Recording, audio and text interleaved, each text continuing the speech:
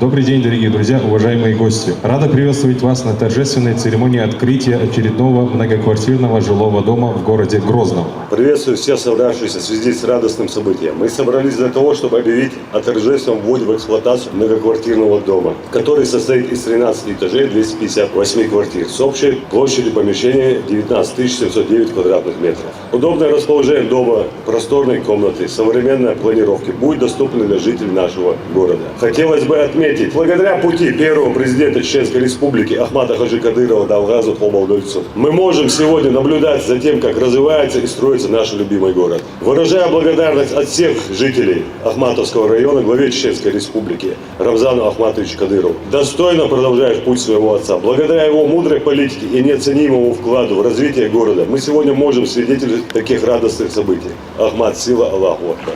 От регионального общественного фонда имени Ахмата Хаджи Кадырова Далгазов Хобалдольцун денежные средства получают житель данного дома Хафиза Корана Алаева Мухаммада Руслановича.